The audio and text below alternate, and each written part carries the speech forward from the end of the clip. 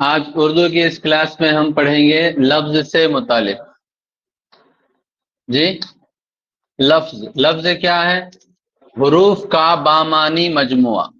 حروف کا بامانی مجموعہ اسے لفظ کہتے ہیں. یعنی چند حروف کے ملنے سے الفاظ بنتے ہیں یا ایک لفظ بنتا ہے. لفظ جب بھی کہا جائے تو معنی دار ہوگا، جیسے کرسی، قلم، کتاب، سورج، چاند، انسان وغیرہ. جی تو لفظ بناوٹ کے اعتبار سے اگر دیکھا جائے تو لفظ جو ہے دو طرح کا ہوتا ہے. ایک مفرد لفظ، دوسرا مرکب لفظ. مفرد لفظ اور مرکب لفظ. مفرد لفظ دیکھیں گے قواعد میں، گرامر میں واحد اور بامانی لفظ کو اکیلے، واحد کا مطلب یہاں پر اکیلے اور بامانی لفظ کو مفرد لفظ کہیں گے. اکیلے اور بامانی یعنی معنی دار لفظ کو کیا کہیں گے؟ مفرد لفظ کہیں گے. مثلا مثال کے طور پر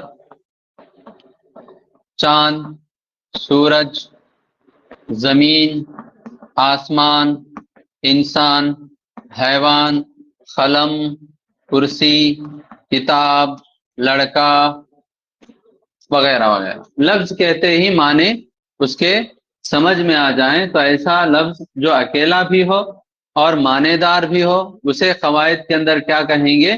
مفرد لفظ کہیں گے. آئیے اب مرکب لفظ کی طرف.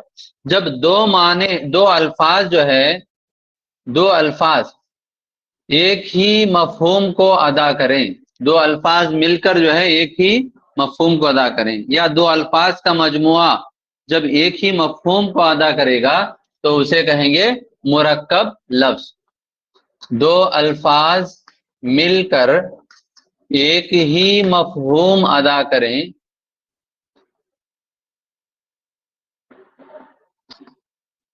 تو ایسے لفظ کے مجموعے کو کیا کہیں گے؟ ایسے الفاظ کے مجموعے کو، ایسے الفاظ کے مجموعے کو مرکب لفظ کہیں گے. کیا کہیں گے؟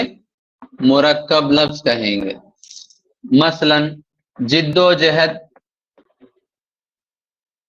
قوم پرست، اہل دل، جی درد دل یا درد جگر، جی اسی طرح دن رات، راحت جاں وغیرہ الفاظ. یہ الفاظ دیکھیے دو الفاظ مل کر ایک ہی مفہوم ادا کر رہے ہیں. جد و جہد، جد و جہد کوشش کے معنی میں. اہل دل، دل والا. قوم پرست، قوم کا چاہنے والا. درد جگر، جگر کا درد. دن رات، راحت جاں، خوف خزاں.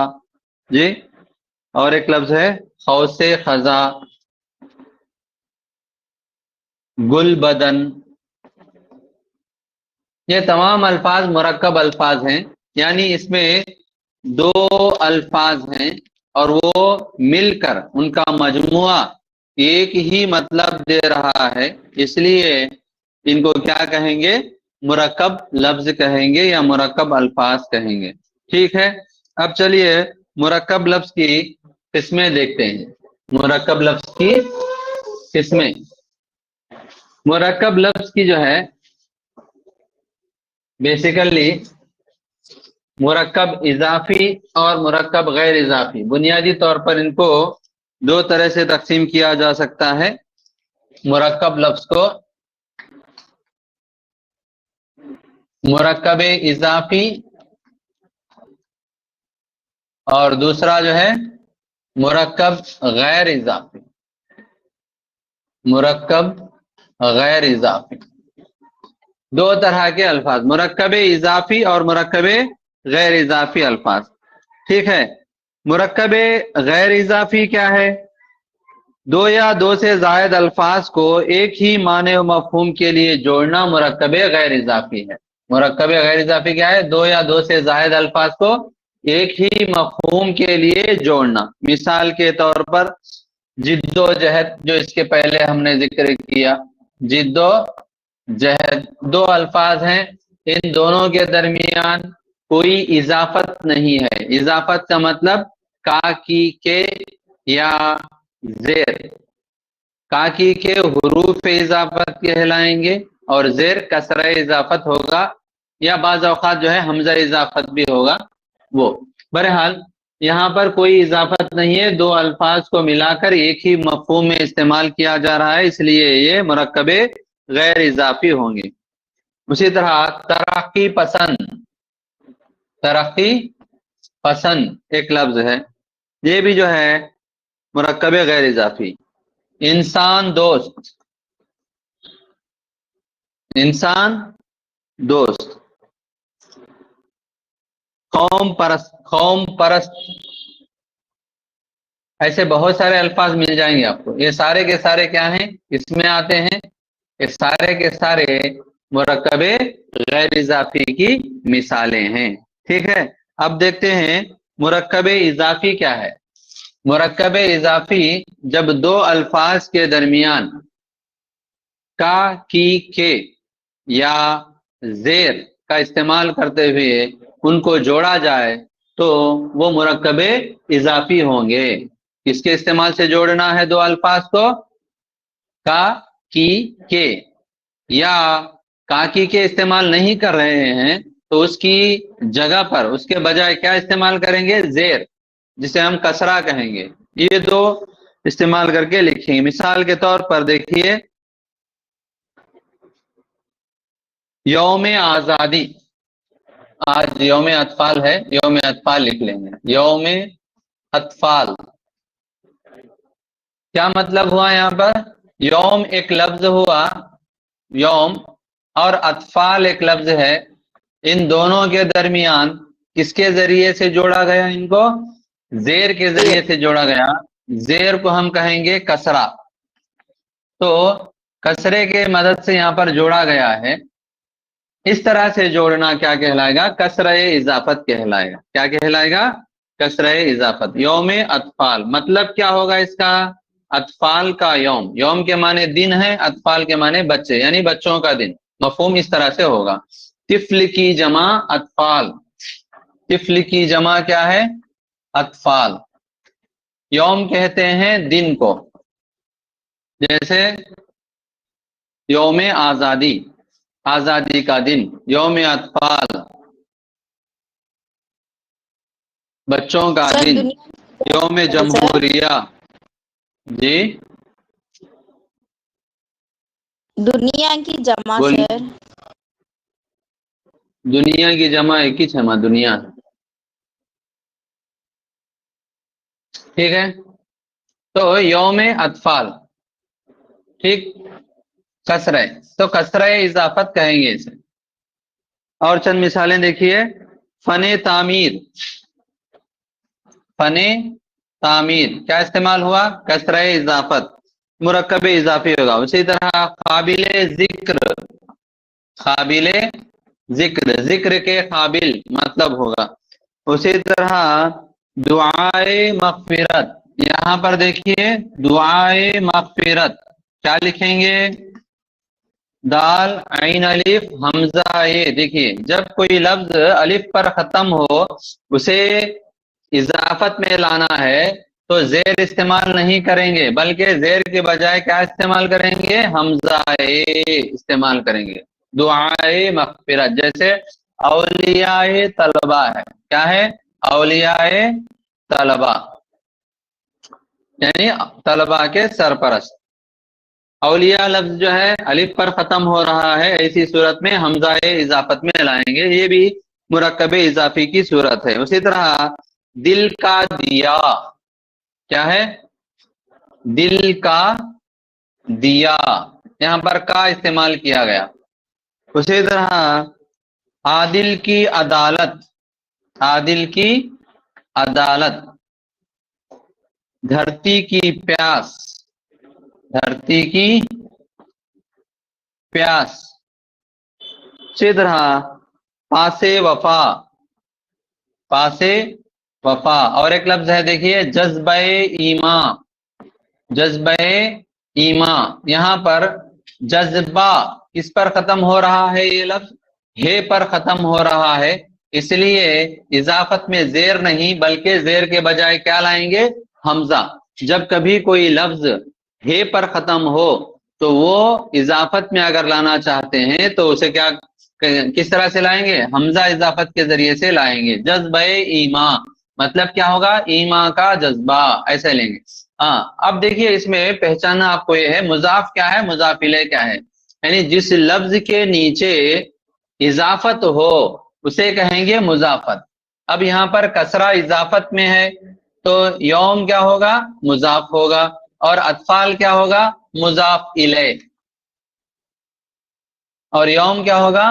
مضاف. یعنی جس لفظ کے اوپر یا جس لفظ کے نیچے اضافت ہو. اب مثال کے طور پر دعائے مغفرت دیکھیے, یہاں پر دعا کیا ہے؟ مضاف, اور مغفرت کیا ہے؟ مضاف الیہ. اسی طرح اولیاء مضاف ہوگا اور طلبہ جو ہے مضاف الیہ. ہاں جبکہ یہاں پر دیکھیے عادل کی عدالت, دھرتی کی پیاس, ان الفاظ میں دیکھیے عادل کی عدالت, عادل کی عدالت. یہاں پر جو ہے اضافت میں کسرہ نہیں ہے اور اسی طرح حمزہ بھی نہیں ہے, حمزہ یہ بھی نہیں ہے, بلکہ یہ کی استعمال کیا گیا ہے. کی کو کیا کہیں گے؟ کا, کی, کے, یہ تین کو جو ہے حروف اضافت کہیں گے. ان سے اضافت ظاہر ہوگی, ان حروف سے, کا, کی اور کے. اب یہاں پر عادل کی عدالت دو لفظوں کو کی مدد سے جوڑا گیا ہے تو مضاف کیا ہوگا یہاں پر؟ عدالت, یہ مضاف ہوگا. اور عادل کیا ہوگا؟ مضاف الیہ. ٹھیک ہے. اسی طرح مزید الفاظ دیکھیے روز قیامت ہے, روز قیامت. روز کیا ہوگا یہاں پر؟ کسرہ اضافت میں آنے کی وجہ سے یہ مضاف ہوگا اور قیامت مضاف الیہ ہوگا. اسی طرح بستر مرگ ہے, دستے وفا ہے, شریک حیات ہے, آب حیات ہے, راز الفت ہے, ترانہ ہندی, آب زمزم, قابل تعظیم, شاعر مشرق, شاعر مشرق. شاعر یہاں پر کیا ہوگا؟ مضاف ہوگا, مشرق یہاں پر مضاف الیہ. ٹھیک ہے, تو یہ بات سمجھ میں آ گئی ہوگی آپ کو. مرکب اضافی کسے کہتے ہیں؟ دو لفظوں کے درمیان یا تو کی کے ذریعے سے جوڑنا, یا کسرے کے ذریعے سے جوڑنا, یا حمزہ اضافت کے ذریعے سے جوڑنا, یا حمزہ یہ کی مدد سے جو ہے جوڑنا. یہ مرکب اضافی, اسی کو جو ہے مرکب امتزاجی بھی کہیں گے. کیا کہیں گے؟ مرکب اضافی یا مرکب امتزاجی. ٹھیک ہے. نیکسٹ دیکھیے مرکب توصیفی, ایک اور مرکب لفظ ہے. مرکب لفظ بنانے کے کئی طریقے ہیں, ان میں سے ایک جو ہے مرکب اضافی اور دوسرا مرکب غیر اضافی. مرکب اضافی آپ کو سمجھ میں آ گیا ہوگا. مرکب غیر اضافی دیکھیے اس میں جو ہے بہت سے طریقے ہیں, ان میں سے ایک ہے مرکب توصیفی. مرکب توصیفی جب ایک صفت اور موصوف کو ملا کر مرکب لفظ بنایا جائے. صفت اور موصوف, صفت اور موصوف ان دونوں کو ملا کر مرکب لفظ بنایا جائے تو اسے کہیں گے مرکب توصیفی. مثال کے طور پر صفت نیک, موصوف لڑکا. یعنی جس کی صفت بیان ہو اسے موصوف کہیں گے, صفت جس کی بیان ہو اسے موصوف کہیں گے. لڑکے کی صفت ہے نیک, یہ صفت ہے. کس کی صفت ہے؟ یہ لڑکے کی, اس لیے لڑکا کیا ہوگا؟ موصوف. اس طرح صفت اور موصوف مل کر جو الفاظ بنیں گے وہ مرکب توصیفی ہوں گے. مثال کے طور پر نیک لڑکا. جی کچا، کچا خاکا، اور بہت سارے ہیں جیسے شریف انسان، وہ بڑا شریف انسان ہے. شریف صفت ہے، انسان موصوف، صفت موصوف سے مل کر بنا. اسی طرح سے کالے کپڑے، کالے کپڑے، کالے بادل، رائٹ، کالی رات، اندھیری رات، ہاں، روشن چہرہ وغیرہ، جس میں ایک صفت اور ایک موصوف کا ہونا ضروری ہے. صفت موصوف سے مل کر جو مرکب لفظ بنے گا وہ مرکب توصیفی ہوگا. نیکسٹ ترکیب توصیفی ایک ہے، دیکھیے ترکیب توصیفی.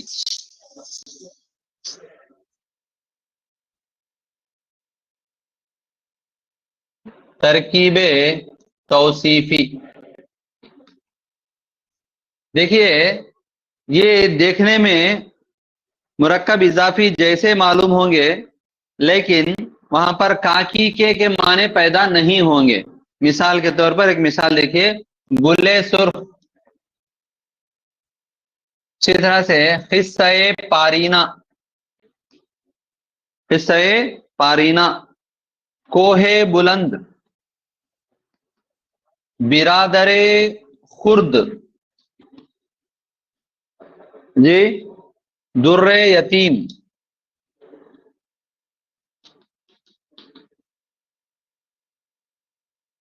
دیکھیے ان الفاظ پر غور کیجئے، یہاں پر دو الفاظ ہیں، گل اور سرخ، دو الفاظ ہوئے. گل کے نیچے جو ہے کسرہ اضافت کی طرح استعمال کیا گیا ہے، گلے سرخ. مطلب جب آپ لیں گے تو اس میں عموماً کیا ہونا چاہیے، زیر اگر آتا ہے تو کاکی کے معنی پیدا ہونا چاہیے، لیکن اس میں کاکی کے معنی پیدا نہیں ہو رہے ہیں. جیسے گلے سرخ، دیکھیے سرخ پھول یعنی لال پھول، اس طرح سے معنی آئیں گے. قصہ پارینا، دیکھیے قصہ کہانی کو کہیں گے، اور پارینا جو ہے پرانا، بہت پرانا. قصہ پارینا کا مطلب ہوا پرانا قصہ. مطلب یہاں پر حمزہ اضافت ہے، یہاں پر کسرہ اضافت ہے، صرف وہ اضافت جو ہے برائے نام ہے. پرانا قصہ کے معنی آ رہا ہے، سرخ پھول کے معنی آ رہا ہے. مطلب زیر یا حمزہ کا معنی کاکی کے میں نہیں آ رہا ہے. ٹھیک ہے. اسی طرح سے دیکھیے کوہ بلند، کوہ بلند کا مطلب بلند پہاڑ. دیکھنے میں مطلب دیکھنے میں کس طرح ہے، مرکب توصیفی کی طرح ہے، صفت موصوف کی طرح ہے مطلب، لیکن ترکیب کیسی ہے، ترکیب اضافت کے جیسی ہے. مرکب اضافی میں جس طرح سے ترکیب ہوتی ہے زیر نیچے لا کر، اسی طرح سے یہاں پر ترکیب لکھنے میں ترکیب مرکب اضافی جیسے لکھتے ہیں، لیکن معنی کس کے جیسے آتے ہیں، مرکب توصیفی کے جیسے آتے ہیں، جیسے یہ صفت یہ موصوف ہو. اس طرح سے اگر ترکیب باندھی جائے تو اسے کہیں گے ترکیب توصیفی. برادر خرد کیا معنی ہوں گے، خرد کے معنی چھوٹا، برادر کے معنی بھائی، چھوٹا بھائی، چھوٹا بھائی، برادر خرد. در یتیم، در کے معنی کیا ہے، موتی ہے، یتیم کے معنی نایاب، مطلب کیا ہوا، نایاب موتی، در یتیم. بہرحال جب ترکیب صرف برائے نام ہو، اس میں جو ہے جب مطلب لیں گے اور معنی لیں گے تو معنی میں مطلب میں جو ہے یہ ترکیب کاکی کے معنی پیدا نہ کرے، پیدا نہ کرے تو اسے کہیں گے ترکیب توصیفی. کیا کہیں گے، ترکیب توصیفی. ٹھیک ہے، یہاں تک جو ہے یہ چیزیں ہوئیں. پھر اس کے بعد ہم دیکھتے ہیں مرکب الفاظ بنانے میں سے ایک اور طریقہ ہے متضاد الفاظ کا استعمال کر کے مرکب لفظ بنانا. یہ متضاد الفاظ کیا ہیں، متضاد الفاظ ایسے الفاظ جو معنوں میں ایک دوسرے کے ضد ہوں، ایسے الفاظ جو معنوں میں ایک دوسرے کے ضد ہوں متضاد الفاظ کہلائیں گے. جیسے دن رات، اچھا برا، میٹھا کڑوا. جی ایسے بہت سارے الفاظ جو ہیں ہمیں ملیں گے جو ایک دوسرے کے متضاد ہوں گے. جیسے بچے بوڑھے، کالا گورا، کالا گورا، دن رات، شب و روز. متضاد الفاظ. جی اسی طرح سے ہار جیت. ہار جیت کس کے ہاتھ میں ہے؟ ہار جیت اللہ تعالی کے ہاتھ میں ہے. کمی بیشی، کمی بیشی. بیشی، بیش کے معنی زیادہ، کم کے معنی کم. کمی بیشی، کمی اور زیادتی کے مطلب ہے. اسی طرح سے سیاہ سفید، دوست دشمن، یعنی متضاد الفاظ، ضد الفاظ ایک دوسرے کے ساتھ جوڑنا. کھلنا، مرجھانا. دیر، دیر کہتے ہیں مندر کو اور حرم کہتے ہیں مسجد کو. دیر و حرم، دیر و حرم. اسی طرح سے شاہ، شاہ کہتے ہیں بادشاہ کو، اس کا اپوزٹ ہوگا ضد میں آئے گا گدا، شاہو گدا. خلوت، خلوت کے معنی ہے تنہائی، اس کے اپوزٹ میں آئے گا جلوت. خلوت جلوت، کیا خلوت کیا جلوت. جی خلوت کے معنی تنہائی، جلوت کے معنی سب کے سامنے. گراں، گراں کے معنی قیمتی، ارزاں اس کا اپوزٹ ہوگا ارزاں کے معنی سستا. ٹھیک ہے. اسی طرح آشکارا یعنی کھلا، اس کا اپوزٹ ہے پوشیدہ. آشکارا ظاہر کھلا، پوشیدہ چھپا ہوا. اسی طرح تذلیل، ذلیل کرنا، اپوزٹ ہوگا تکریم، عزت کرنا اکرام سے. اسی طرح حق ایک لفظ ہے، اس کا اپوزٹ ہوگا باطل، متضاد لفظ. حق کا متضاد لفظ کیا ہوگا؟ باطل. امانت، خیانت. جی فنا، بقا. اکبر، اصغر. فنا کے معنی فنا ہو جانا، بقا کے معنی باقی رہنا. اکبر کے معنی بڑا، اصغر کے معنی چھوٹا. جی اسی طرح سے ہجر، ہجر کے معنی جدائی اور متضاد لفظ ہے وصال. وصل، وصل بھی آئے گا. ہجر و وصال، وصال کہتے ہیں ملنے کو، وصل. نیکسٹ آغاز، انجام. ٹھیک ہے. ہاں حیات، موت. شکست، فتح. شکست، فتح. اسی طرح نشیب و فراز، نشیب، فراز. ہاں نیک، بد. یہ سب جو ہے متضاد الفاظ ہیں. کثیر، خلیل، خواب سے. کثیر، خلیل. کثیر کے معنی بہت زیادہ، خلیل کے معنی تھوڑا کم. ٹھیک ہے. یہ متضاد الفاظ ہے. جب متضاد الفاظ استعمال کریں گے تو اس سے جو ہے مرکب غیر اضافی بن جائے گی.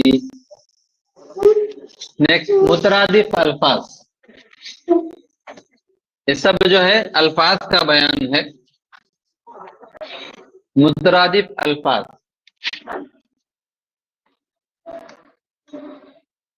یعنی ایسے الفاظ جو معنوں میں ایک جیسے ہوں انہیں کہیں گے مترادف الفاظ یا ہم معنی الفاظ. اگر ایک مرکب لفظ میں دونوں الفاظ ایک ہی مفہوم رکھتے ہوں تو ایسے الفاظ ہم معنی یا مترادف کہلائیں گے. کیا کہلائیں گے؟ ہم معنی یا مترادف. جب دونوں الفاظ کے ایک ہی معنی ہوں. مثال کے طور پر دیکھیے، ایک اور ڈیفینیشن بھی ہے اس کا، ایک اور تعریف بھی ہے. کسی ایک ہی چیز کو الگ الگ ناموں سے اگر پکارا جائے، ایک چیز ایک ہی ہے، الگ الگ ناموں سے اگر پکارا جائے تو اسے کیا کہیں گے؟ مترادف الفاظ۔ مثال کے طور پر خط ایک لفظ ہے تو اسے ہندی میں کہیں گے پتر، دونوں ہم معنی ہیں، انہی کو کہیں گے مترادف الفاظ۔ اسی طرح سے شبنم اوس، اوس شبنم، شبنم اوس۔ سمر ہیل، سمر ہیل۔ پیراہن، پیراہن کرتا، پیراہن کیا کہیں گے؟ کرتا۔ اسی طرح سے مرض ہے، مرض بیماری۔ دکھ درد، جنگل صحرا، خاک مٹی، زمین دھرتی، فلک آسمان، فلک آسمان۔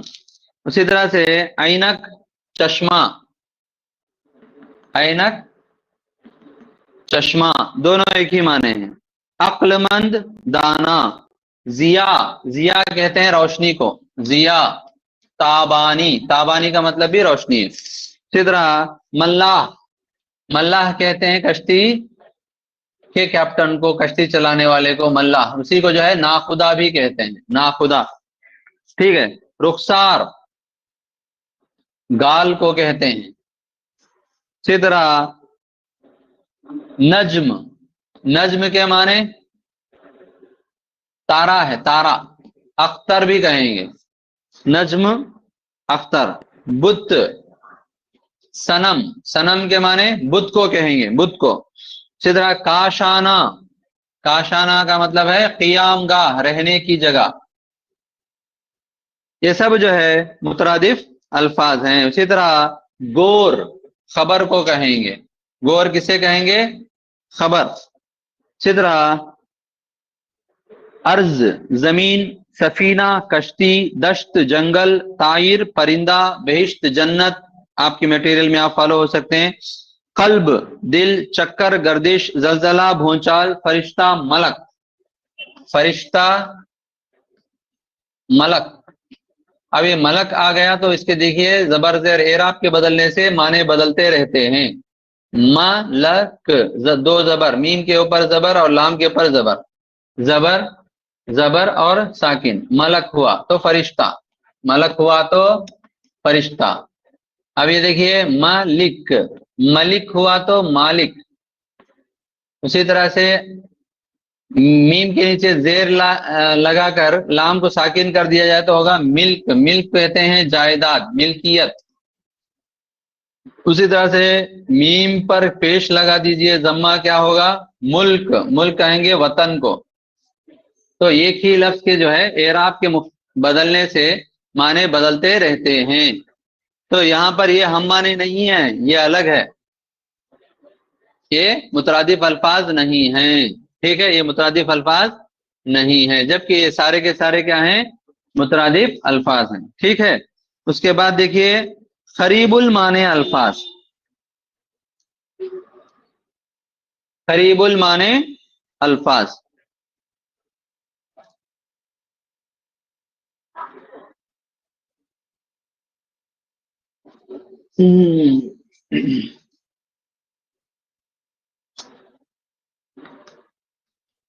قریب المعنی، یہ دو الفاظ کو اس طرح سے جوڑنا کہ وہ ظاہر میں تو مرکب لگے، لیکن جب ان میں سے ایک اکائی یعنی ایک لفظ کو ہٹا دیا جائے تو دوسرا جو ہے بھرپور معنی ادا کرنے سے قاصر ہو جائے۔ اس طرح سے مثال کے طور پر دیکھیے چال، چال چلن، آدمی کا چال چلن ٹھیک ہونا چاہیے جی۔ اب یہاں پر چلن رکھیں، آدمی کا چلن ٹھیک ہونا چاہیے، چال ٹھیک ہونی چاہیے، تو اس سے جو ہے دونوں کو ملا کر استعمال کرتے ہیں، چال چلن، ایک ہی معنوں میں۔ نیکسٹ رہن سہن، یہ سب قریب المعنی الفاظ ہیں۔ رہن سہن، رہن ایک ہٹا دیں تو سہن کا کوئی مطلب نہیں۔ اسی طرح آن بان، آن بان، میری آن بان ہے اردو، ہندوستان کی شان ہے اردو، آن بان۔ جی یہاں پر آن ہٹا دیا جائے تو بان، بان کا کوئی مطلب نہیں ہے، اس طرح سے۔ اسی طرح کام کاج، دو الفاظ ہیں جو قریب المعنی ہیں۔ ٹال مٹول، ٹال مٹول، ٹال مٹول کرنا، تاخیر کرنا۔ ہاں، لوٹ کھسوٹ، لوٹ کھسوٹ۔ رہی سہی، ٹیڑھی میڑھی، ٹیڑھی میڑھی۔ سج دھج، یہ تمام الفاظ کیا ہیں؟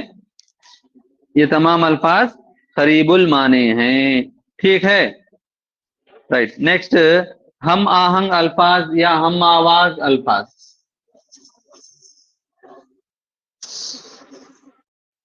ہم آہنگ، ہم آہنگ یا ہم آواز۔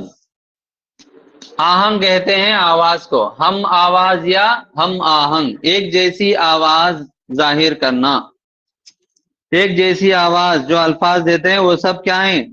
وہ ہم آہنگ ہیں۔ جیسے زماں ایک لفظ ہے تو مکاں، زماں، مکاں، یہاں، وہاں، یہ تمام نون غنہ کے الفاظ ہیں۔ دیکھیے تو آخر میں سب کی آواز ایک جیسی ادا ہو رہی ہے، ان کو قافیوں کی جگہ استعمال کرتے ہیں۔ قوافی میں، قافیے مصروں میں شعر کے آخر میں جو ہے ردیف ہوتا ہے، اس سے پہلے قافیہ آتا ہے تو قافیے کی جگہ استعمال کرتے ہیں۔ یہ تمام جو ہے ہم آہنگ یعنی ہم آواز، سیم ساؤنڈ دینے والے، ہوموفونس۔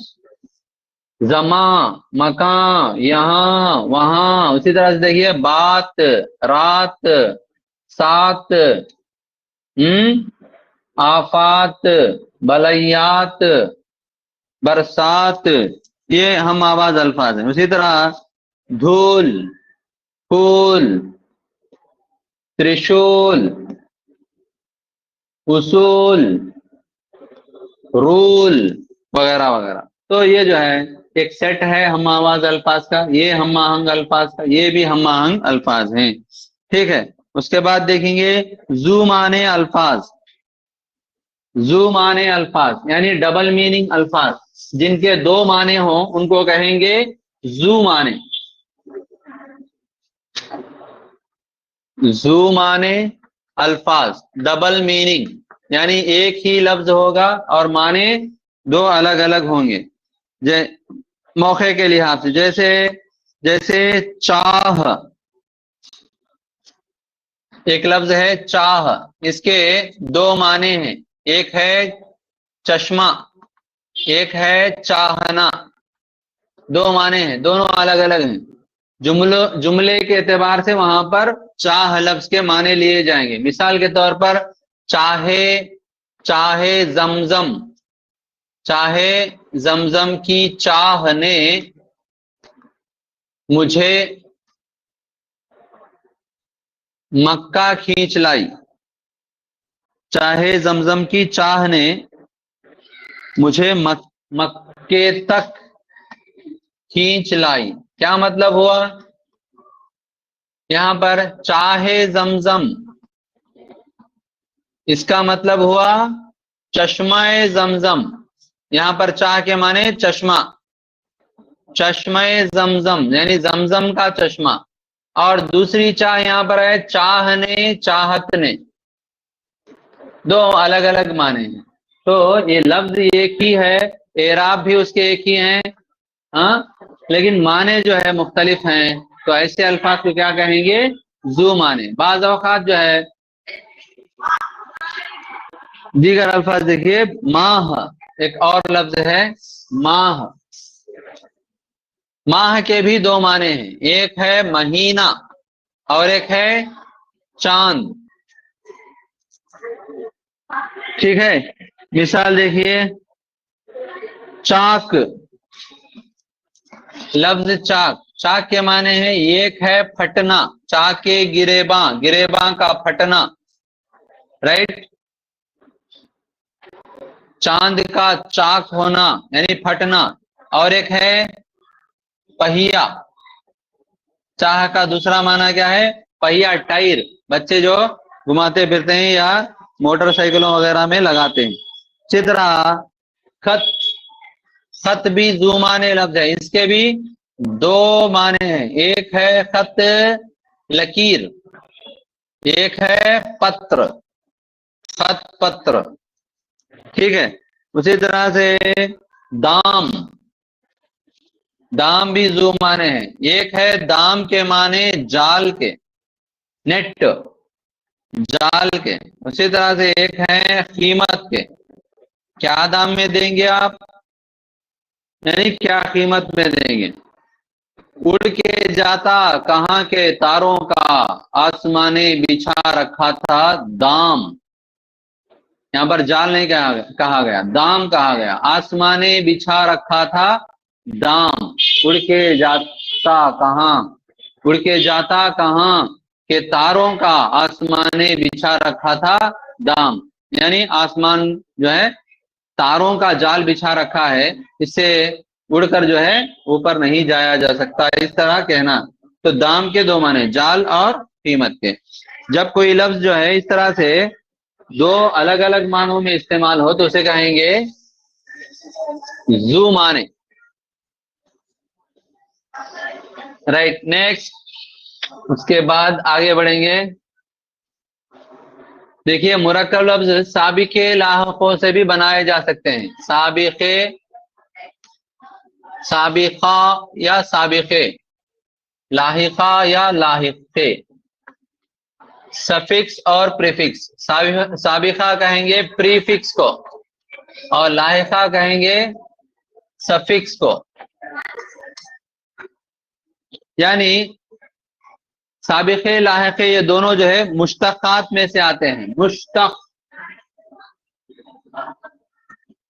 मुश्तक़ कहते हैं किसी लफ्ज के, यानी एक बुनियादी लफ्ज होता है, उस लफ्ज से मजीद नए नए अल्फाज अगर बनाएं तो उसे कहेंगे मुश्तक़ात, डेरिवेटिव्स।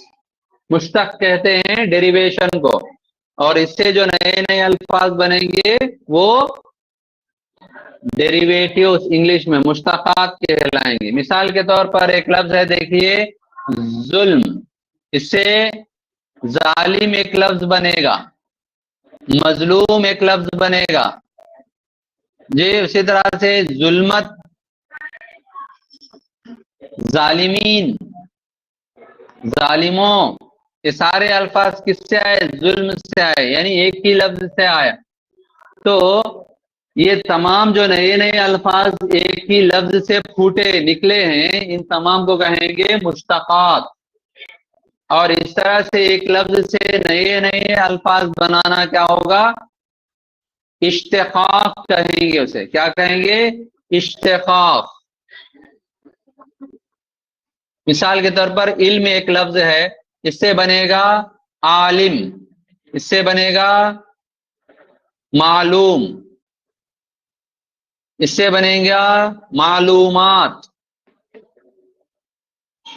इससे बनेगा मुअल्लिम, इससे बनेगा मुअल्लिमा, इससे बनेगा उलूम। देखिए लफ्ज एक है लेकिन उसे कई नए अल्फाज बन रहे हैं, तो इस तरह से नए अल्फाज जो बने हैं उन अल्फाज को कहेंगे मुश्तक़ात। एक है तो मुश्तक़ लफ्ज, एक से ज्यादा है तो मुश्तक़ात, जमा मुश्तक़ात अल्फाज। तो ये भी जो है साबिक़ा और लाहिक़ा इसी तरह से मुश्तक़ात बनाने के तरीकों में से एक है, साबिक़ा और लाहिक़ा। मिसाल के तौर पर देखिए कोई मानेदार लफ्ज है, उससे पहले बाज हुरूफ या अल्फाज लाए जाते हैं जो आपस में मिलकर एक मफ़हूम अदा करते हैं। मिसाल के तौर पर बामाने लफ्ज या इसम के शुरू में हर्फ या लफ्ज जोड़ना साबिक़ा कहलाता है। एक देखिए जैसे खुश है, खुश क्या है, एक लफ्ज है, इसे किसके सामने जोड़ा गया, खुशबू जी, खुशबू। उसी तरह से खुश आमदीद, खुश खबरी, खुशहाल, यहाँ पर बू एक जी, بو جو ہے یہ معنی دار لفظ ہے، جبکہ اس کے سامنے خوش کو جوڑا گیا تو خوش کیا ہوگا؟ سابقہ ہوگا۔ آمدید ایک لفظ ہے معنی دار، اس سے پہلے خوش کو جوڑا گیا تو کیا ہوگا؟ سابقہ ہوگا۔ خبری خبر، جی خبر سے آیا، معنی دار لفظ ہے، اس سے پہلے کون سی اکائی جڑی؟ خوش جڑا تو کیا ہوا؟ سابقہ۔ اوکے، خوش کیا ہوگا؟ سابقہ ہوگا۔ اسی طرح سے دیکھو بے ایک سابقہ ہے، اس کو جوڑ کر جو ہے کئی الفاظ بنائے جا سکتے ہیں، جیسے پردے کے آگے اسے جوڑ دیا جائے تو کیا ہوگا؟ بے پردہ۔ بے پلس پردہ کیا ہوگا؟ بے پردہ۔ بے کے ساتھ اگر حیا جوڑ دی جائے تو کیا ہوگا؟ بے حیا۔ بے کے ساتھ اگر علم اگر جوڑ دیا جائے تو بے علم۔ فائدہ اگر جوڑ دیا جائے تو بے فائدہ۔ کتنے الفاظ بن رہے ہیں؟ بہت سارے الفاظ بن رہے ہیں۔ ان تمام الفاظ میں ایک اکائی معنی دار لفظ کے سامنے جڑی ہے، وہ اکائی ہے بے، تو بے کیا ہوگا؟ سابقہ۔ یعنی معنی دار لفظ کے آگے آ کر مرکب لفظ بنانا، یہ سابقہ، مطلب سابق کے معنی پہلے آگے وہ آتا ہے۔ اسی طرح سے بہت سارے یہاں پر سابقے آتے ہیں، جیسے لا۔ لا ایک سابقہ ہے، اس کے ساتھ علم جوڑ دیا جائے تو کیا بنے گا؟ لا علم۔ اسی طرح سے پا ہے، پا اس کے ساتھ زیب اگر جوڑ دیا جائے تو پا زیب۔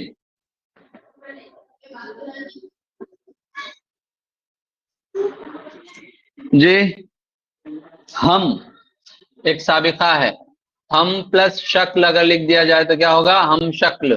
ہم سفر، ہم عصر، ہم وزن، ہم معنی، ہم سے۔ اسی طرح سے ان پلس دیکھا، ان دیکھا، ان سابقہ، ہم سابقہ۔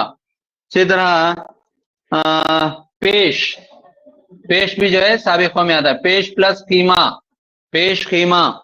اس طرح سے نیم، نیم کے ساتھ حکیم جوڑ دو کیا ہوگا؟ نیم حکیم، خطرہ جاں، یہ ہو جائے گا۔ نیکسٹ نا، نا سے نا پلس اہل کیا ہوگا؟ نا اہل، نا سابقہ، نیم سابقہ، پیش سابقہ۔ اسی طرح سے زبر، زبردستی، زبر پلس دست، زبردست، تو زبر سابقہ، زیر، زیر دستی، زبردستی، زیر دستی، رائٹ۔ اسی طرح سے نو، نو، نو پلس آموز، نو آموز۔ خلاف، کم، آلیز جو ہے صاحب، جیسے صاحب، صاحب دیکھو صاحب کس طرح سے سابقے میں لا سکتے ہیں؟ صاحب دل، صاحب مال، صاحب جاہو جلال، اس طرح سے لا سکتے ہیں صاحب سابقے میں۔ اسی طرح اہل لا سکتے ہیں، ذی لا سکتے ہیں، غیر لا سکتے ہیں، غیر، غیر مرد۔ اہل سے اہل سنت، یہاں پر اہل سابقہ ہوگا، ٹھیک ہے۔ یہ تمام سابقے ہیں، پس بھی جو ہے سابقہ ہے، ٹھیک ہے۔ اب چلیے لاحقوں کی طرف، سیم اسی طرح سے لیکن مقام بدل کر۔ لاحقہ لاسٹ میں آنے والا، یعنی ایک معنی دار لفظ کے لاسٹ میں اگر کوئی اکائی لفظ کی یا حرف کی جڑ کر مرکب لفظ بناتی ہے تو اسے کہیں گے لاحقہ۔ مثال کے طور پر دار ہے، دل ایک لفظ ہے، اس کے ساتھ کون جڑا؟ دار جڑا، تو کیا ہوا؟ وہ دلدار۔ یہاں پر دار کیا ہے؟ لاحقہ۔ دار لاسٹ میں جڑ رہا ہے، آخر میں جڑ رہا ہے، اس لیے دار کیا ہوگا؟ لاحقہ ہوگا۔ اسی طرح خانہ، میں پلس خانہ کیا ہوا؟ میں خانہ، تو خانہ آخر میں جڑ رہا ہے اس لیے یہ لاحقہ ہے، ٹھیک ہے۔ اسی طرح بہت سارے الفاظ، مند، مند دیکھیے دولت ایک لفظ ہے، اس کے ساتھ مند جوڑیے کیا ہوگا؟ دولت مند، تو مند لاحقہ ہوگا۔ دانش مند، مند لاحقہ ہوگا۔ فروش، فروش ایک لفظ ہے، اس سے پہلے آئے گا سبزی لگائیے یا پھل لگائیے یا جسم لگائیے کچھ بھی، تو کیا بنا؟ سبزی کے ساتھ اگر جوڑیں گے تو سبزی فروش بنا۔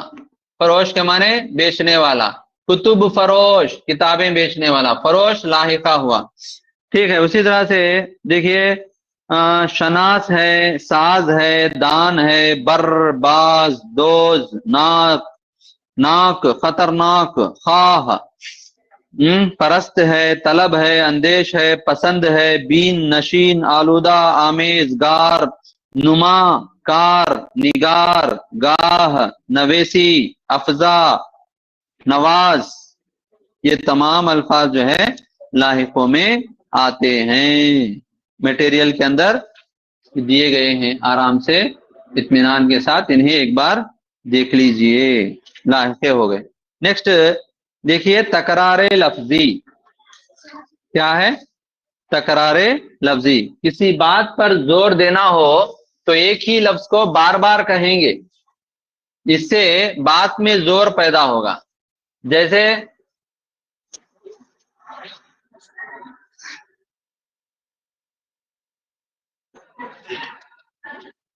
احمد خوشی خوشی گھر چلا گیا، تکرار لفظی، تکرار کے معنی یہاں پر ریپیٹ ہونا، بار بار ریپیٹ ہونے کو کہیں گے تکرار۔ احمد خوشی خوشی کہاں چلا گیا؟ گھر چلا گیا، کیا مطلب؟ بہت خوش ہو کے چلا گیا، صرف خوشی سے گھر نہیں گیا، خوشی خوشی بہت خوش ہو گیا۔ یہ خوشی کے اندر زور پیدا کرنے کے لیے لفظ کو کیا کرتے ہیں؟ ریپیٹ کرتے ہیں، اس کی تکرار کرتے ہیں، اس سے معنوں کے اندر کیا پیدا ہوگا؟ زور پیدا ہوگا، اثر پیدا ہوگا۔ تو اس طرح سے کسی لفظ کو زور پیدا کرنے کے لیے، بات میں اثر پیدا کرنے کے لیے بار بار اگر تکرار کے ساتھ لایا جائے تو اسے کہیں گے تکرار لفظی۔ دیکھیے چند اشعار ہیں یہاں پر، آتے آتے آئے گا ان کو خیال، آتے آتے آئے گا ان کو خیال، جاتے جاتے بے خیالی جائے گی، جاتے جاتے بے خیالی جائے گی۔ یہاں پر دیکھیے آتے آتے، جاتے جاتے، یہ دو جو ہے مکرر مرتبہ مکرر آئے ہیں، یعنی تکرار کے ساتھ آئے ہیں، اس لیے انہیں کہیں گے تکرار لفظی، ٹھیک ہے۔ اسی طرح پتا پتا، بوٹا بوٹا، حال ہمارا جانے ہے، پتا پتا، بوٹا بوٹا، حال ہمارا جانے ہے، جانے نہ جانے، جانے نہ جانے، گل ہی نہ جانے، باغ تو سارا جانے ہے۔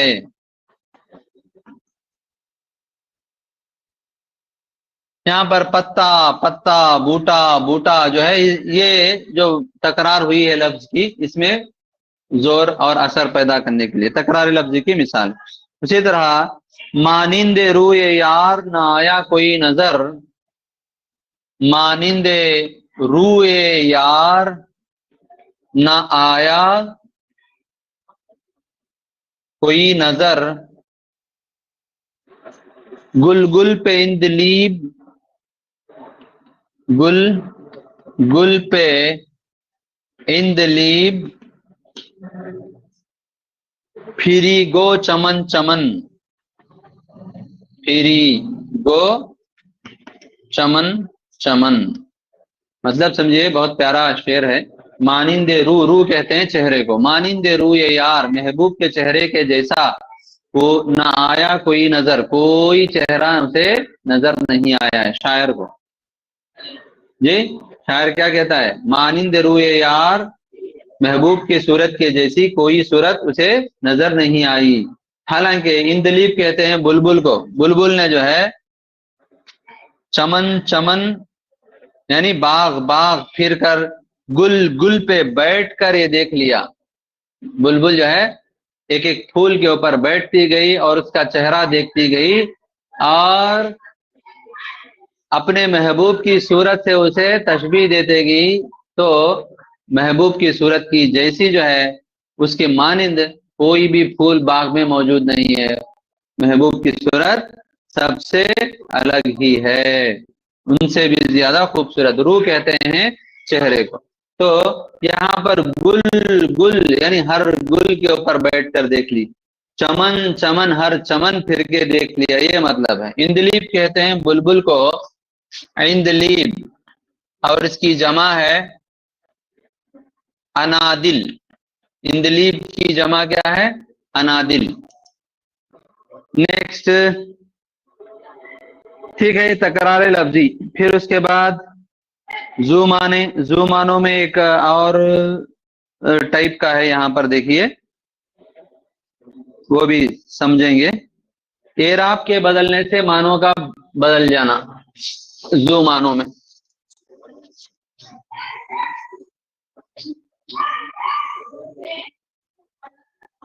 زو معنوں میں جو ہے یہ ریپیٹڈ ہے. مانگ، دو معنی، ایک مانگنا اور ایک سر کی مانگ، یہ بھی زو معنی میں ہے. ایک دیکھو اعراب کے بدلنے سے بھی زو معنی بدل جاتے ہیں. جیسے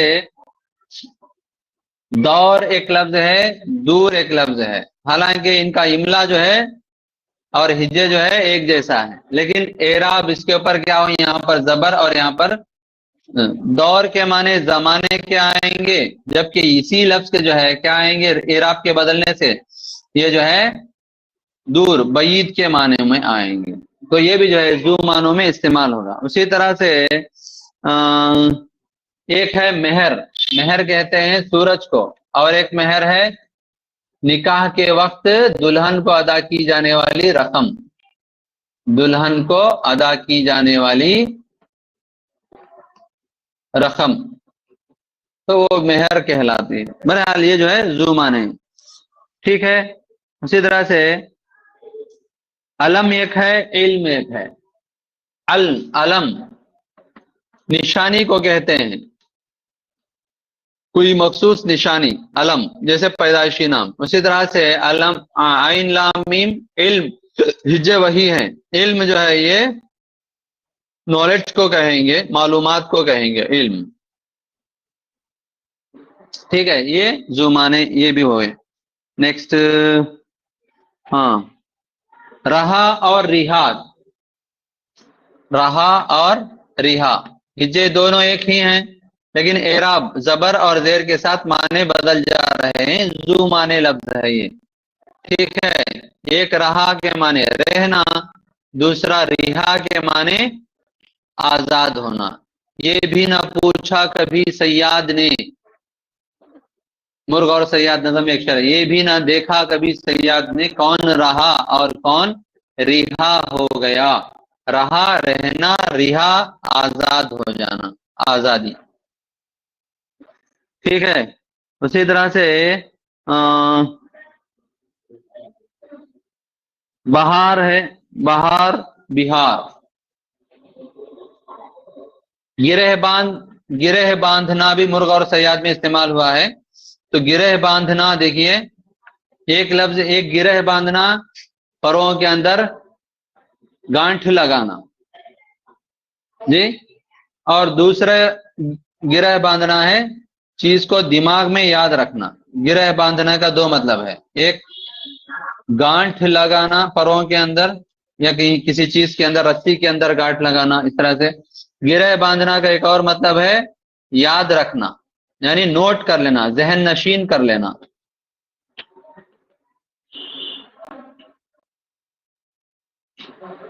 اس میں پرندہ کیا کہتا ہے صیاد سے؟ یہ کہتا ہے طائر کیا کہتا ہے پرندہ؟ بازو میں نہ تو میرے گرہ باندھ، بازو میں نہ تو میرے گرہ باندھ، سمجھاؤں جو پند اسے گرہ باندھ. بازو میں مطلب پروں میں، پروں میں نہ تو میرے گرہ باندھ، جو سمجھاؤں پند، جو نصیحت میں تجھ کو سمجھا رہا ہوں. پند کہتے ہیں نصیحت کو، جو سمجھاتا ہوں میں، پند نصیحت کر رہا ہوں تجھے، اسے گرہ باندھ یعنی اسے دماغ میں یاد رکھ لے، ذہن نشین کر لے. تو وہاں پر لفظ دو مرتبہ استعمال ہوا ہے، دونوں کے الگ الگ زو معنی لفظ. ٹھیک ہے، یہ جو ہے زو معنی. نیکسٹ، ہم وزن الفاظ،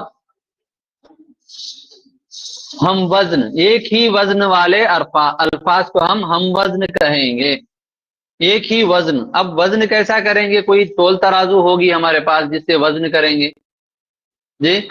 ہم وزن الفاظ کے لیے کوئی تول ترازو ہے کیا ہمارے پاس؟ ہم وزن الفاظ جی ہاں ہے، وہ کیا ہے؟ اعراب ہے، حرکات ہیں جی، اعراب اور حرکات۔ ہم وزن الفاظ وہ ہوں گے، مثال کے طور پر آپ دیکھیے، ایک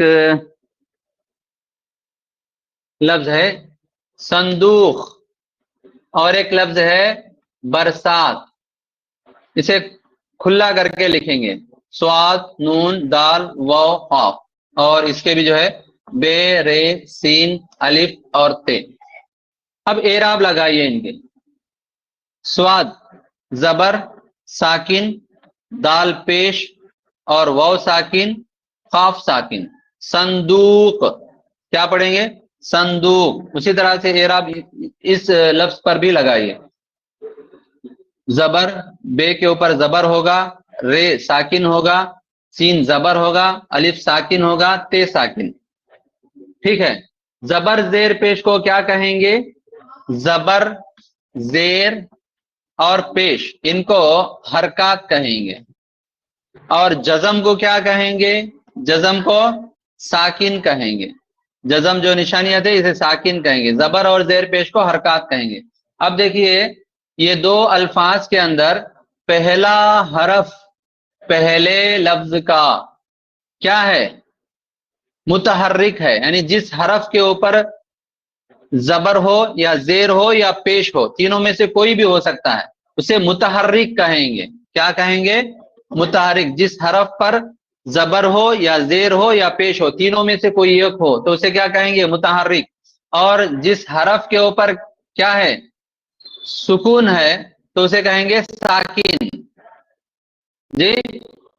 اب دیکھیے ترتیب کیا ہے، پہلا حرف یہاں پر متحرک ہے، دوسرا ساکن ہے، تیسرا متحرک ہے، چوتھا ساکن ہے، پانچواں ساکن ہے۔ پانچوں حروف کی ترتیب دیکھیے، متحرک ساکن متحرک ساکن ساکن، ٹھیک ہے؟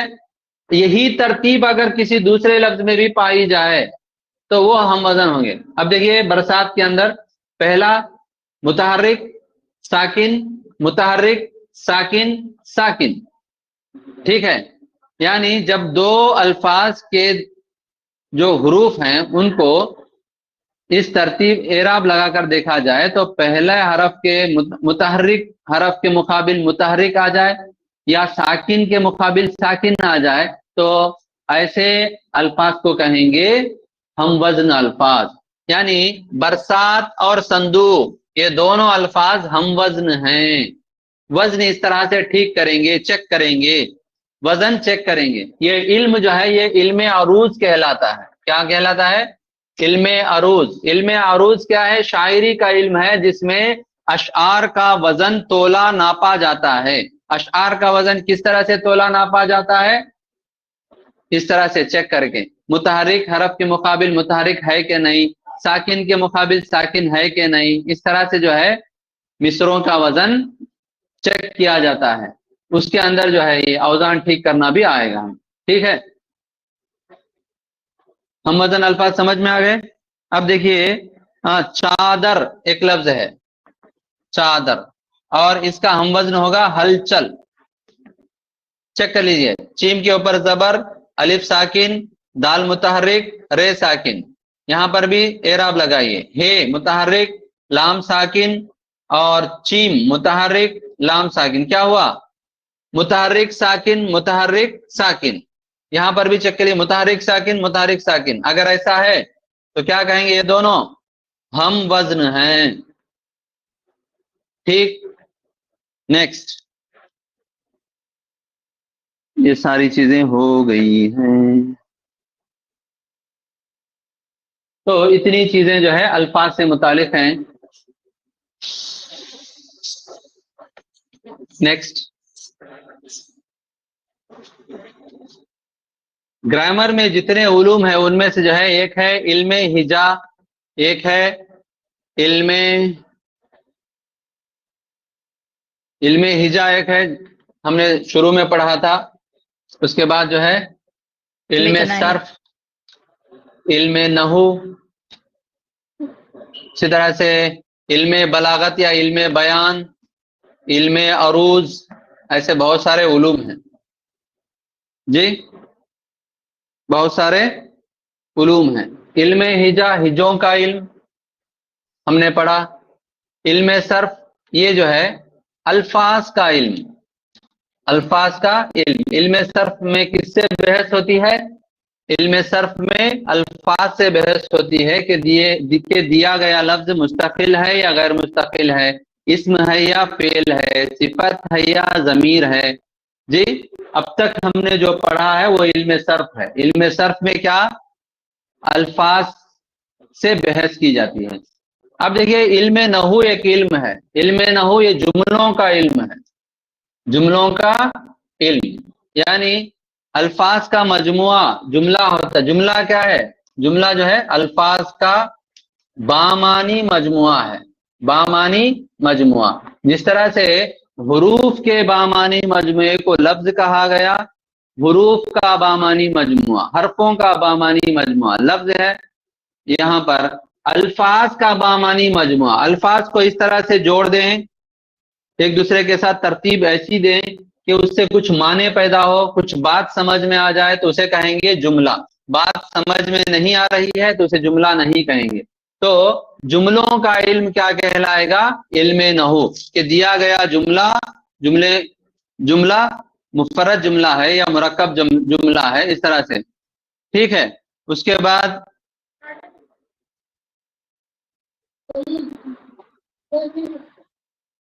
نیچے کچھ علم نحو ہو گیا. علم بیان، علم بیان جو ہے یہ شاعری کے اندر استعمال میں آتا ہے جی. اشعار کے اندر الفاظ کو خوبصورت انداز میں ان کے اندر خوبصورتی لانے کے لیے شاعر جو ہے مختلف طریقے اختیار کرتا ہے، اسے علم بیان کہتے ہیں. وہ چار ہیں جی. ایک ہے تشبیہ، دوسرا کنایہ، تیسرا استعارہ، اور چوتھا مجاز مرسل. یہ پڑھیں گے بعد میں. علم بیان چار ہیں: تشبیہ، کنایہ، استعارہ اور مجاز مرسل. علم عروض جو ہے یہ شاعری کا علم ہے. اس میں جو ہے اشعار کا وزن ناپا تولا جاتا ہے، اشعار کا وزن ناپا اور تولا جاتا ہے. یعنی ایک مصرع کا وزن دوسرے مصرع پر سیٹ ہو رہا ہے کہ نہیں ہو رہا ہے، یہ سب جو ہے علم عروض کے اندر ہوگا. ٹھیک ہے. یہ مختلف قسم کے علوم ہیں. اب ہم جو ہے جملوں کے متعلق دو باتیں مختصراً جو ہمارے سلیبس کے اندر ہے اتنا پڑھ کر یہاں ختم کریں گے. علم نحو، علم نحو کیا ہے؟ کہ جملوں کا علم ہے. علم نحو کے اندر جو ہے جملے پر بحث کی جاتی ہے. جملہ کیا ہے؟ الفاظ کا بامانی مجموعہ، الفاظ کا بامانی مجموعہ. جیسے احمد پڑھ رہا ہے، احمد پڑھ رہا ہے ایک جملہ ہے.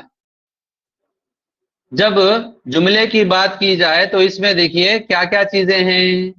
اس میں دو چیزیں ہیں. دیکھیے اس جملے میں جب کسی شخص کے بارے میں کہا جا رہا ہے یا کسی چیز کے بارے میں کہا جا رہا ہے تو وہ شخص یا وہ چیز کیا کہلائے گی؟ مبتدا.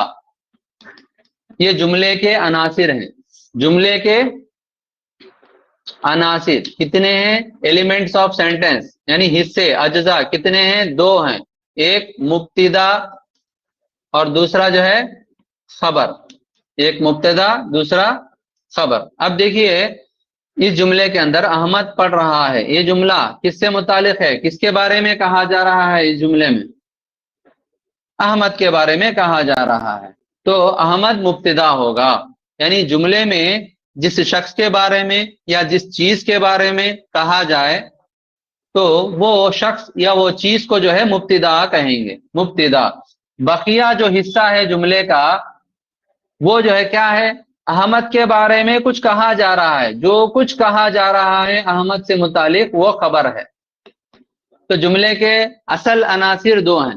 جملے کے اصل عناصر دو ہیں، ایک مبتدا اور ایک خبر. مبتدا وہ شخص یا وہ شے جس کے بارے میں جملہ کہا جائے مبتدا ہے، اور وہ شخص یا وہ شے کے بارے میں جو کچھ کہا جائے وہ سب کا سب کیا ہے؟ خبر ہے۔ تو اس طرح سے جملے کے عناصر دو ہوں گے، مبتدا اور خبر، ٹھیک ہے۔ پھر دیکھیے جملے کی قسمیں، اس سے جملے کی قسمیں، معنوی لحاظ سے جملے کی دو قسمیں ہیں۔ جملے کی قسمیں ایک ہے معنوی لحاظ سے، ایک ہے جو ہے جملے کی ترکیب کے لحاظ سے۔ معنوی لحاظ سے جملے کی دو قسمیں ہیں، معنوی لحاظ سے جملے کی دو قسمیں ہیں، ایک جملہ خبریہ، دوسرا جملہ انشائیہ۔ جملہ خبریہ اور دوسرا جملہ انشائیہ، یہ معنوی لحاظ سے جملے کی قسمیں دو ہیں، خبریہ انشائیہ۔ جملہ خبریہ وہ ہے جس میں سچ اور جھوٹ کا گمان پایا جائے، سچ یا جھوٹ کا گمان پایا جائے۔ مثال کے طور پر زید سو گیا، زید سو گیا۔ یہاں پر دیکھیے اس جملے کے اندر زید مبتدا ہے، سو گیا خبر ہے، یہ بات تو ہے۔ اب یہ خبر جو آئی ہے اس کے اندر سو گیا، اس میں آپ غور کریں تو ایک بات پتہ چلے گی کہ سو گیا، کیا سو گیا واقعی یا نہیں سویا، ابھی تک جاگ رہا ہے، یہ گمان پیدا ہو تو ایسی شکل کو کہیں گے جملہ خبریہ۔ جملہ خبریہ میں یہ ہوتا ہے کہ اس میں سچ یا جھوٹ کا گمان پایا جا سکتا ہے۔ جبکہ جملہ انشائیہ جو ہے یہ کہنے والے کے دلی جذبات جس جملے میں ظاہر ہوں اسے جملہ انشائیہ کہیں گے۔ کیا ہوگا اس کے اندر؟ دلی جذبات کا اظہار ہوگا۔ مثال کے طور پر اے لڑکے ادھر آؤ، یہاں پر کہنے والا جو ہے اس سے مخاطب ہے، یعنی لڑکے سے مخاطب ہو کر اپنے جذبات کا اظہار کر رہا ہے، ادھر آؤ، اسے پکار رہا ہے۔ یہاں پر جو ہے مبتدا اور خبر نہیں ہے، بلکہ یہاں پر اس جملے کے اندر کہنے والے کے دلی جذبات ظاہر ہو رہے ہیں۔ اور ایک مطلب یہاں پر ہے، اس کو سمجھنے کے لیے لیجئے، اس میں سچ اور جھوٹ کا گمان نہیں پایا جاتا۔ اس میں جملہ انشائیہ کے اندر سچ یا جھوٹ کا گمان نہیں کر سکتے۔ اے لڑکے ادھر آؤ پکار رہا ہے، حکم دے رہا ہے یہاں پر، ہاں تو فعل امر ہے اس کے اندر، یہاں پر سچ یا جھوٹ کا گمان کیا کر سکتے ہیں؟ ٹھیک ہے، تو ایسے جملے کیا کہلائیں گے؟ انشائیہ جملے کہلائیں گے۔ تو معنوی لحاظ سے جملے کی کتنی قسمیں ہوئیں؟ دو، ایک خبریہ ایک انشائیہ۔ اسی طرح جملے میں ترکیب کے حساب سے بھی جملے کی دو قسمیں ہیں، ساخت کے حساب سے یا ساخت کے لحاظ سے۔ ساخت کے لحاظ سے جملے کی قسمیں کتنی ہیں؟ یہ بھی دو ہیں۔ ساخت کے لحاظ سے جملے کی قسمیں یہ بھی دو ہیں، رائٹ۔ پہلا مفرد جملہ، دوسرا مرکب جملہ۔ جی پہلا کیا ہے؟ مفرد جملہ، دوسرا مرکب جملہ۔ اب لیجئے مفرد جملہ، زید سو گیا، زید سو گیا، ٹھیک ہے۔ اس میں مبتدا کیا ہے؟ زید، اور سو گیا کیا ہے؟ خبر۔ کتنے مبتدا ہیں کتنے خبر ہے؟ ایک مبتدا اور ایک خبر ہے، تو ایک مبتدا اور ایک خبر جس جملے میں ہو وہ جملہ جملہ مفرد کہلائے گا، یعنی مفرد جملہ۔ مفرد جملے میں صرف ایک مبتدا اور ایک خبر ہو، جبکہ مرکب جملے میں ایک سے زائد مبتدے آ سکتے ہیں یا ایک سے زائد خبریں آ سکتی ہیں، یا دو مفرد جملے مل کر مرکب جملے بنا سکتے ہیں، جیسے بجلی چمک رہی تھی اور بارش برس رہی تھی۔ یہ بجلی چمک رہی تھی اور بارش برس رہی تھی، دونوں مل کر جو ہے